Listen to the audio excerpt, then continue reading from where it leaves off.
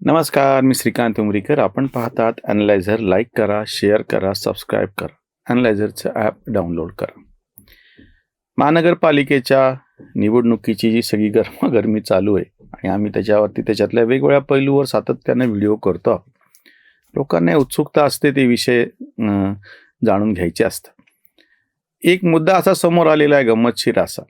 राष्ट्रवादी काँग्रेसचे अध्यक्ष असलेले पुणे जिल्ह्याचे प्रशांत जगताप यांनी काँग्रेसमध्ये प्रवेश करताना त्याच्यावरती आम्ही व्हिडिओ केला आहे. पण त्यांचं जे वाक्य असं आहे की फुले शाहू आंबेडकरांची विचारधारा. आता ते त्यांच्या तोंडून ते ऐकल्याच्या नंतर मला हसू आलं. आत्ता 2025 चालू आहे. आत्ता 2025मध्ये फुले शाहू आंबेडकरांची विचारधारा म्हणजे काँग्रेसमध्ये जावं लागतं.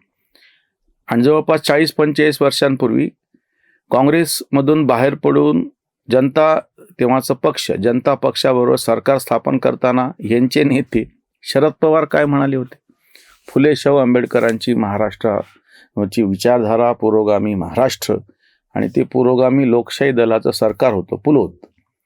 म्हणजे तेव्हा शरद पवारांनी काँग्रेसला विरोध करणे म्हणजे फुले शाहू आंबेडकरांची विचारधारा स्वीकारणे आणि फुले शाहू आंबेडकरांच्या विचारधारेप्रमाणे पुरोगामी मार्गावरती महाराष्ट्राला पुढे नेणे म्हणजे काँग्रेसला विरोध करणे. ही केव्हाची गोष्ट आहे? 1978ची. आज त्यांचे कट्टर अनुयायी असलेले प्रशांत जगताप असं म्हणतायत की फुले शाहू आंबेडकरांची विचारधारा ती आम्ही सोडलेली नाही म्हणून आम्ही काँग्रेसमध्ये प्रवेश करत आहोत. म्हणजे काय झालं काय नेमकं? 45-50 वर्षामध्ये असे काय उलटापालटी झाले की तेव्हा फुले शाहू आंबेडकरांची विचारधारा म्हणजे कुठं असणं आणि आता फुले शाहू आंबेडकरांची विचारधारा म्हणजे कुठे असणं. 1980ला पवारांचं सरकार काँग्रेसने पाडल्याच्या नंतर फुले शाहू आंबेडकरांच्या या महाराष्ट्रामध्ये पुरोगामी लोकशाही दल पुलोद ते सरकारही होतं. 1985ची निवडणूक त्यांनी लढवली होती. कोण कोण होतं तेव्हा त्यांच्याबरोबर? आताचा भारतीय जनता पक्ष होता, उरलेला जनता पक्ष होता, शेतकरी कामगार पक्ष होता. तो पक्ष कुठे आणि काय आता कोणाला माहीत सुद्धा नाही. मी ज्या परभणी जिल्ह्यातला आहे त्या आमच्याकडं हे जे 2-3 असे पॉकेट शिल्लक होते संपूर्ण महाराष्ट्रात. नांदेडला एक खासदार निवडून आलेले होतं, परभणीला एक खासदार शेतकरी कामगार पक्षाचा निवडून आलेला होता, उस्मानाबाद आताचं धाराशिव आणि अलिबाग ह्या 4च ठिकाणी तेव्हा शेतकरी कामगार पक्ष नावाचं काही एक शिल्लक होतं. तो पक्ष पुरोगामी लोकशाही दल नावानं शरद पवारांबरोबर होता. शरद पवारांच्या स्वतःच्या पक्षाचं नाव होतं समाजवादी काँग्रेस. आणि तेव्हा हे सगळे पुरोगामी त्यांच्याबरोबर होते, सगळे डावे त्यांच्याबरोबर होते. अंधश्रद्धा निर्मूलन समिती तेव्हा तर काही स्थापन झाली नव्हती. नंतर जी स्थापन झाली म्हणजे हसायची गोष्ट बघा, 1985ला पुरोगामी लोकशाही आघाडी पुलोद फुले शाहू आंबेडकरांचा महाराष्ट्र असं म्हणत असताना काँग्रेसला विरोध करणं हे त्यांचं कर्तव्य होतं. परभणीला तेव्हाची मला 1985ची विधानसभेच्या पार्श्वभूमीवरची एक बैठक आठवते. वसंतदादा पाटील मुख्यमंत्री होते आणि रामराव आदिक काहीतरी मला वाटतं ज्येष्ठ मंत्री किंवा उपमुख्यमंत्री असं काहीतरी त्यांचं पद होतं. ती सभा कार्यकर्त्यांनी उधळून लावली. आमचे शेतकरी संघटनेचे कार्यकर्ते त्याच्यामध्ये होते आणि तेव्हा सगळ्यांना असं वाटायचं की फुले शाहू आंबेडकरांचा महाराष्ट्र आणि आपण किती क्रांतिकारी गोष्ट केली, आपण ते सगळं उधळून लावलं वगैरे वगैरे. त्या पार्श्वभूमीवरती त्याच ठिकाणी शेतकरी कामगार पक्षाचा आमचा आमदार विजय गव्हाणे निवडून आला. परभणीची गोष्ट मी तुम्हाला सांगतो 1985ची. तेव्हा फुले शाहू आंबेडकरची विचारधारा याचा अर्थ असायचा की काँग्रेस विरोध. त्याच्यानंतर 1995ला महाराष्ट्रामधल्या विधानसभा निवडणुकीमध्ये सत्तांतर झालं. भारतीय जनता पक्ष आणि शिवसेना युतीची सत्ता आली. मनोहर जोशी मुख्यमंत्री झाले. तेव्हा शरद पवार काँग्रेसमध्ये होते. हे धर्मांध शक्ती आहेत, हे जात्यांध आहेत. यांच्या विरोधामध्ये तेव्हा अंधश्रद्धा निर्मूलन समिती रस्त्यावरती उतरली होती. हरी नरकेंनी लिहून ठेवले बरं का, प्रत्यक्ष त्यांच्या ब्लॉगवरती अजूनही आहे, त्यांनी मिटवलेलं नाहीये. हरी नरके यांचं निधन झालं पण त्यांचं ते वाक्य त्यांच्या ब्लॉगवर अजून आहे. अंधश्रद्धा निर्मूलन समितीनं महाराष्ट्रभर या जातीवादाच्या प्रचाराच्या विरोधामध्ये प्रचार करण्यासाठी आम्हाला जे सांगितलेलं होतं ते कोणाच्या फायद्याचं होतं?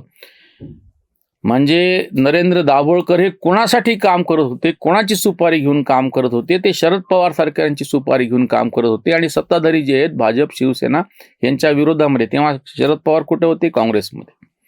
तेव्हा फुले शाहू आंबेडकरांची विचारधारा, पुरोगामी विचार, याचा अर्थ काय होता? काँग्रेसमध्ये असणे. म्हणजे त्याच्या 10-15 वर्ष आधीपर्यंत काँग्रेसला विरोध म्हणजे फुले शाहू आंबेडकरांची विचारधारा. 1995ला भाजप शिवसेनेची सत्ता आली तेव्हा त्यांना विरोध म्हणजे फुले शाहू आंबेडकरांची विचारधारा. त्याच्यानंतर शरद पवार काँग्रेसमधून बाहेर पडले की फुले शाहू आंबेडकरांची विचारधारा परत पवारांबरोबर ती गेली. सगळ्यांनी हिरिरीनं प्रचार केला. अगदी आमचे नेते शेतकरी संघटनेचे शरद जोशी, त्यांनी स्वतंत्र भारत पक्षानं शरद पवारांच्या राष्ट्रवादी काँग्रेसबरोबर युती केली होती. 1999ची लोकसभा निवडणूक शरद पवार काँग्रेसमधून बाहेर पडले होते. पुरोगामी विचारधारा शरद पवारांच्या बरोबर होती. आम्ही सगळे त्यांच्या बरोबर होतो, त्याचा प्रचार करत होतो. लोकसभेची निवडणूक झाली, विधानसभेची एकाच वेळ झाली दोन्ही, आणि लगेच निकाल लागल्या शरद पवार उठले आणि काँग्रेसमध्ये गेले. आता त्यांच्याबरोबर फुले शाहू आंबेडकरांची विचारधारा पण काँग्रेसमध्ये गेली. आणि सत्तेवरती आले तेव्हा केंद्रामध्ये अटल बिहारी वाजपेयींचं सरकार होतं आणि राज्यातली सत्ता त्यांची गेलेली होती. पण तरी फुले शाहू आंबेडकरांची भाषा कोणाच्या तोंडावरती होती? शरद पवारांच्या. आता शरद पवार कुठं होते? काँग्रेसमध्ये नव्हते, पण काँग्रेस बरोबर होते. म्हणजे काँग्रेसला विरोध म्हणजे फुले शाहू आंबेडकरांची विचारधारा. काँग्रेसमध्ये गेल्याच्या नंतर काँग्रेस म्हणजे फुले शाहू आंबेडकरांची विचारधारा. काँग्रेसमध्ये नाही पण काँग्रेस बरोबर आहे म्हणजे फुले शाहू आंबेडकरांची विचारधारा. 2014च्या विधानसभेचे निकाल लागले. लोकसभेचा मी संदर्भ घेत नाही. केंद्रामध्ये मोदींचं सरकार आलेलं होतं. महाराष्ट्रामध्ये 122 जागा भारतीय जनता पक्षाला मिळालेल्या होत्या आणि देवेंद्र फडणवीस यांनी अल्पमताचं सरकार स्थापन करता येईल का, म्हणजे अजून निकाल चालूच आहेत, काउंटिंग चालू आहे.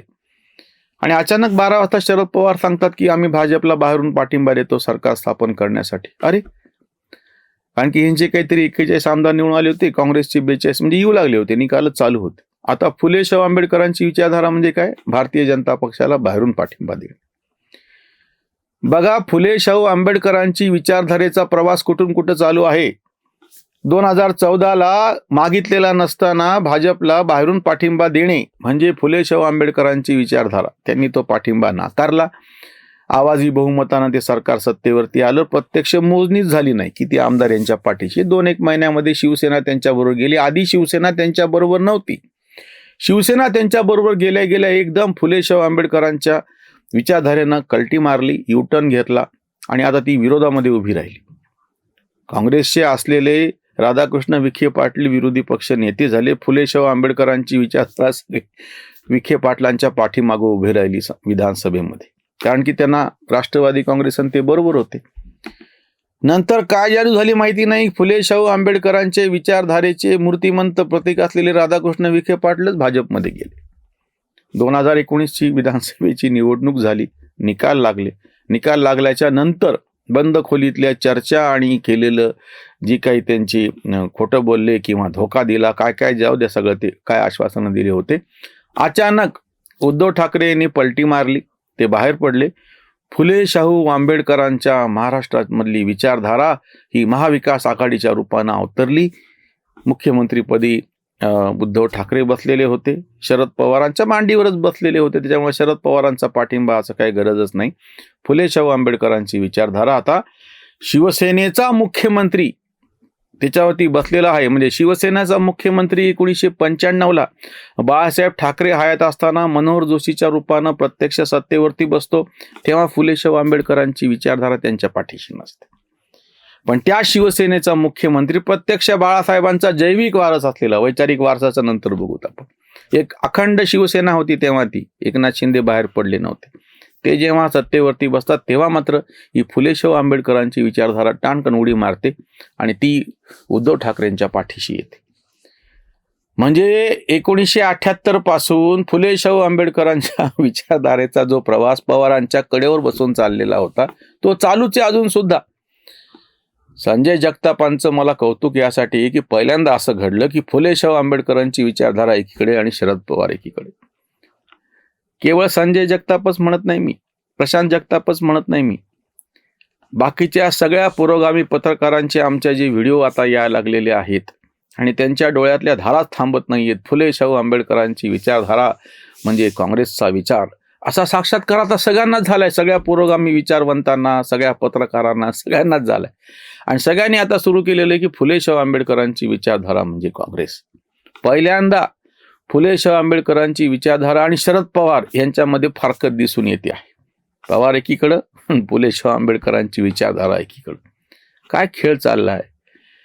विचार असतो, त्या विचाराच्या अनुषंगानं जे सरकार, अगदी तुम्ही किती विरोध केला तरी बाळासाहेब ठाकरेंनी जातीपातीचे गणित सगळे मोडून एक संधपणे हिंदू समाज उभा केलेला होता. आणि अतिशय कमीत कमी ज्याच्या जातीची कुणी माणसं नाही, चंद्रकांत खैरेंचं मी उदाहरण मागच्या व्हिडिओत सांगितलेलं होतं की त्यांच्या जातीचे 1500 पण पूर्ण लोकसभा मतदारसंघात मतदार नसताना सुद्धा ते सलग 5 वेळा निवडून आलेले आहेत. ही फुले शाहू आंबेडकरांची विचारधारा जी तुम्ही टीका करता त्या बाळासाहेबांनी एका प्रकारे करून दाखवली, तेव्हा तुम्ही त्यांना पाठिंबा द्यायला पाहिजे होता.